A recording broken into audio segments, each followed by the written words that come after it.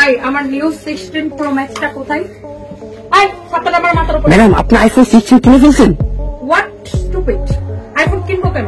আইফোনের মালিক 16তম বার প্রেমের প্রস্তাব সহ আমাকে আইফোন বিশ্বে রিলিজ হওয়ার আগে আমাকে আই এতক্ষণ লাগে নাকি আইফোনটা দিতে?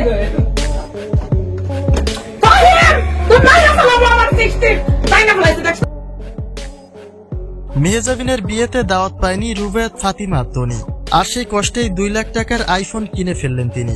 হাসি ঠাট্টায় ঠিক তেমনই একটা মন্তব্য ভেসে উঠেছে তার এই দামি ফোন কেনায়। সোশ্যাল মিডিয়ার শুধু একজন নারী উদ্যোক্তাই নয়, দর্শকবৃন্দের আরও এক ভালোবাসার নাম হচ্ছেন রুবায়াত ফাতিমা তনি।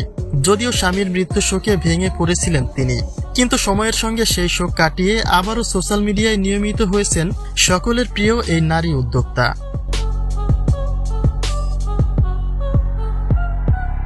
তনি সর্বদা স্টেট কাট কথা বললেও আন্তরিকতায় বেশ ভালো মনের একজন পার্সন, যার ফলে তিনি চলচ্চিত্র পর্দার কোনো পার্সন না হলেও আলোচিত প্রায় সকল তারকাদের সঙ্গেই কম বেশি সম্পর্ক তার রয়েছে।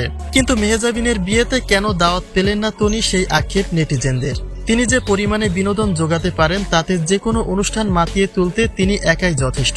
যদিও মেহজাবিনের বিয়ে ইস্যুতে তার নাম উঠে আসে দর্শকবৃন্দের হাসি ঠাট্টায়, কিন্তু রুবায়াত ফাতিমা তনির তুলনা শুধুমাত্র তনি নিজেই।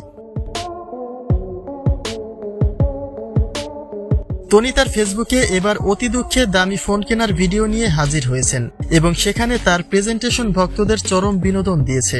আইফোন কিনে বলছেন আইফোন কোম্পানির মালিক প্রেমের অফার করে তাকে এই ফোন উপহার দিয়েছেন এবং সেটা অতি দুঃখের সঙ্গে তিনি গ্রহণ করেছেন। আইফোনের মালিক 16তম বার প্রেমের প্রস্তাব সহ আমাকে আইফোন।